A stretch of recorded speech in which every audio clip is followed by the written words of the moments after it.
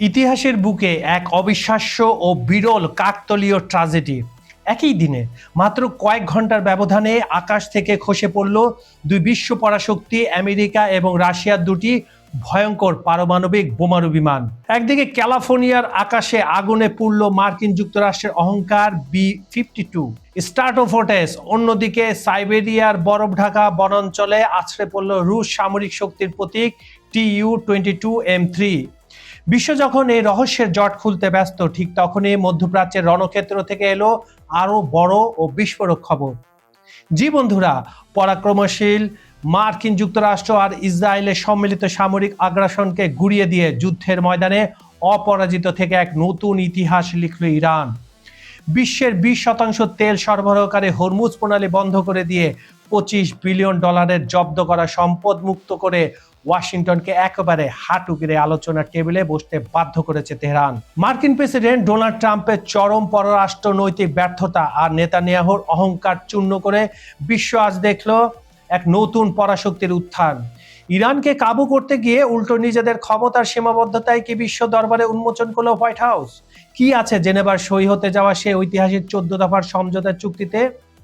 আন্তর্জাতিক রাজনীতির চাঞ্চল্যকর খবরের চুলচেরা বিশ্লেষণ নিয়ে আপনাদের সাথে আছে আমি কাজল হায়দার। স্বাগত জানাচ্ছি খবর সংযোগের আজকের বিশেষ আয়োজনে। আশা করি শেষ পর্যন্ত সঙ্গেই থাকবেন। 15 জুন ক্যালিফোর্নিয়ার এডওয়ার্ড এয়ারফোর্স বেস থেকে একটি B-22H স্ট্র্যাটোফোর্টেস বোমারু বিমান রুটিন পরীক্ষামূলক উড্ডয়নের টেক অফ করার পরপরই বিধ্বস্ত হয়। বিমানটিতে সামরিক সদস্য, বেসামরিক কর্মকর্তা ও ঠিকাদার সহ মোট 8 জন ছিলেন। সবাই মারা গেছেন। 412তম টেস্ট উইং এর deputy commander colonel James Hayes একে ভয়াবহ ট্র্যাজেডি বলে অভিহিত করেন এবং জানান দুর্ঘটনাটি কোনোভাবে বেঁচে থাকার মতো ছিল না। এটি 1982 সালের পর B-52 বিমানের সবচেয়ে প্রাণঘাতী দুর্ঘটনা। ভিডিওটিতে দেখা যায় বিমানটি খারাপভাবে নিচে নামতে নামতে আঙ্গারা নদীর তীরের বনাঞ্চলে আছড়ে পড়ে এবং বিশাল ধোঁয়ার কুণ্ডলী উঠতে থাকে। রুশ প্রতিরক্ষা মন্ত্রণালয় নিশ্চিত করেছে বিমানটি কোনো অস্ত্র বহন করছিল না এবং অবতরণের সময় বিধ্বস্ত হয়। তবে 4 ক্রু সদস্যরা সময় মতো ইজেক্ট করতে সক্ষম হন এবং প্রত্যেকে প্রাণে বেঁচে যান। এটি ইরকুটস্ক অঞ্চলে মাত্র 2 বছরের মধ্যে তৃতীয় Tu-22M3 দুর্ঘটনা। এর আগে 2024 সালে আগস্ট ও 2025 সালে এপ্রিলেও একই ধরনের দুর্ঘটনা ঘটেছিল, যা রাশিয়ার পুরনো বোমারু বহরের কার্যকারিতা নিয়ে গুরুতর প্রশ্ন তুলছে। অন্যদিকে আমেরিকার B-52 বিমান 1962 সালের পর থেকে আর উৎপাদনই হয়নি। ফলে কোনো বিমান ক্ষতিগ্রস্ত হলে অ্যারিজোনার ডেভিস মন্থন ঘাটির সংরক্ষণাগার থেকে যন্ত্রাংশ সংগ্রহ করতে হয়। স্নায়ুযুদ্ধের আমলে তৈরি এই দুটি বোমারু বিমান আজও পারমাণবিক অস্ত্র বহনে সক্ষম এবং বিশ্ব সামরিক সমীকরণের গুরুত্বপূর্ণ ভূমিকা রাখে। একই দিনে দুই পরাশক্তির দুই প্রতীকী আকাশযানের এভাবে বিধ্বস্ত হওয়া নিছক কাকতালীয় হলেও এটি প্রতিরক্ষা বিশ্লেষকদের গভীরভাবে ভাবিয়ে তুলেছে। মার্কিন যুক্তরাষ্ট্র ও ইসরায়েলের সম্মিলিত সামরিক আগ্রাসনের বিরুদ্ধে দৃঢ়ভাবে লড়াই করে ইতিহাসের পাতায় নিজের নাম লিখিয়ে নিল ইরান। চলতি বছরের 28শে ফেব্রুয়ারি যুক্তরাষ্ট্র ও ইসরায়েল যৌথভাবে ইরানে হামলা শুরু করে, যার মধ্যে ইরানের সর্বোচ্চ নেতাসহ শীর্ষ কর্মকর্তারা নিহত হন এবং সামরিক স্থাপনাগুলো ধ্বংস করা হয়। কিন্তু এই ভয়াবহ আঘাতের পরও ইরান হাল ছাড়েনি, বরং তীব্র পাল্টা প্রতিরোধ গড়ে তুলে দেশটি প্রমাণ করেছে সাম্রাজ্যবাদী শক্তির সামনে মাথা নত না করে টিকে থাকা সম্ভব। ইরান হরমুজ প্রণালী বন্ধ করে দিয়ে বৈশ্বিক বাণিজ্যে ব্যাপক ধাক্কা দেয়, যার মধ্যে দিয়ে বিশ্বের প্রায় 20% তেল সরবরাহ বন্ধ হয়ে পড়ে। এই কৌশলগত পদক্ষেপ যুক্তরাষ্ট্রকে কোণঠাসা করে দেয়। একই সঙ্গে ইসরায়েল ও যুক্তরাষ্ট্রের সামরিক ঘাঁটিতে ক্ষেপণাস্ত্র ও ড্রোন হামলা চালিয়ে ইরান স্পষ্ট করে দেয় যে আগ্রাসনের জবাব সে দিতে জানে। প্রতিটি হামলার বিরুদ্ধে পাল্টা আঘাত হেনে ইরান বিশ্বকে দেখিয়ে দিয়েছে প্রযুক্তি ও অর্থের জোরেই যুদ্ধ জেতা যায় না, দরকার হয় মনোবল আর দেশপ্রেম।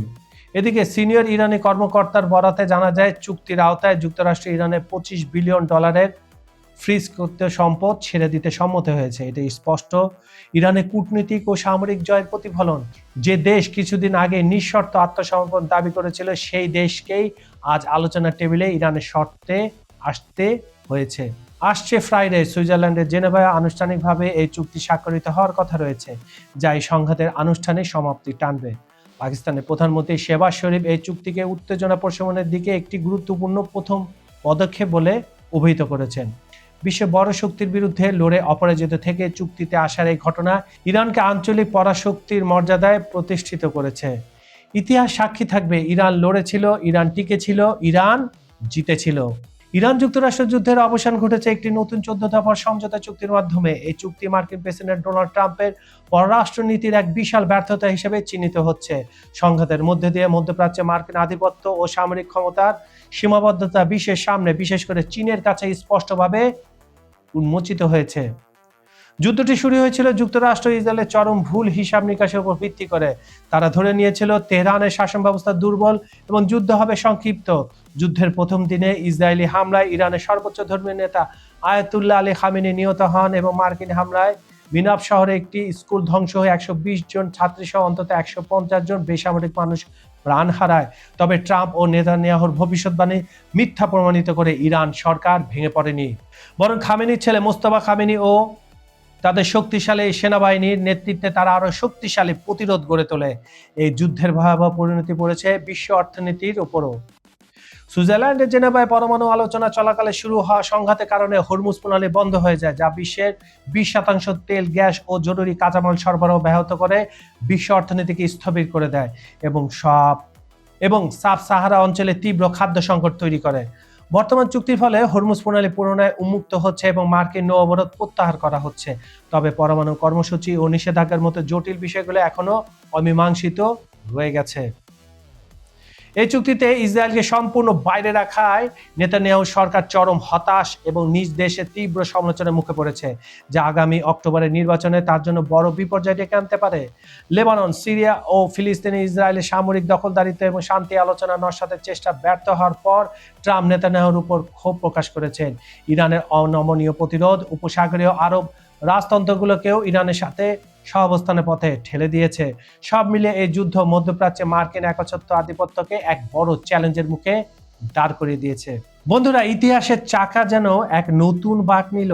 একদিকে আকাশ থেকে পরাশক্তিদের দর্প চূর্ণ হওয়া, অন্যদিকে মধ্যপ্রাচ্যের বুকে ওয়াশিংটনের নতজানু নীতি। সব মিলিয়ে বিশ্ব রাজনীতি এখন এক চরম উত্তেজনার চূড়ায় দাঁড়িয়ে।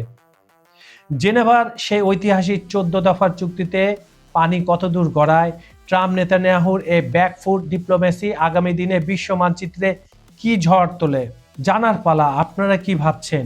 সত্যি কি মার্কিন সাম্রাজ্যবাদের একচ্ছত্র আধিপত্যের অবসান ঘটল? ইরান কি তবে মধ্যপ্রাচ্যের নতুন সম্রাট হতে চলেছে? খবর সংযোগের আজকের এই বিশেষ আয়োজনটি আপনারা পৃথিবীর কোন প্রান্ত থেকে উপভোগ করছেন? বাংলাদেশ, ভারত, পাকিস্তান, আমেরিকা, ইউরোপ, যুদ্ধ বিধ্বস্ত ইউক্রেন, ফুটবল উন্মাদনার ব্রাজিল, আর্জেন্টিনা, আফ্রিকা কিংবা সৌদি আরব, কুয়েত, দুবাই সহ মধ্যপ্রাচ্যের যে প্রান্ত থেকে হোক না কেন, এখনই কমেন্ট করে আপনাদের মূল্যবান মতামত আমাদের জানান। আপনাদের প্রতিটি মন্তব্য আমাদের পরবর্তী খবরের খোরাক। আন্তর্জাতিক রাজনীতির এমন বিস্ফোরক ও ভেতরের খবর সবার আগে পেতে চ্যানেলটি এখনই সাবস্ক্রাইব করুন এবং বেল আইকনটি চেপে রাখুন। ভিডিওটি ভালো লাগলে লাইক ও শেয়ার করতে ভুলবেন না। খবর সংযোগের বিপুল দর্শকদের কাছে আপনার ব্যবসা বা ব্র্যান্ডের প্রচার করতে চাইলে স্ক্রিনে এবং ডেসক্রিপশন বক্সে দেওয়া নাম্বারে আজই যোগাযোগ করতে পারেন।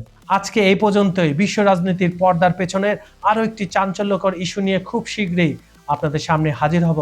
ততক্ষণ পর্যন্ত আন্তর্জাতিক রাজনীতির নিখুঁত সংযোগ ঘটাতে চোখ রাখুন খবর সংযোগে। আপনাদের সাথে পুরো খবরের সংযোগ ঘটাতে আমি কাজল হায়দার আজ বিদায় নিচ্ছি। দেখা হবে আগামী ভিডিওতে। সবাই ভালো থাকুন, সচেতন থাকুন এবং নিরাপদে থাকুন। আল্লাহ হাফেজ।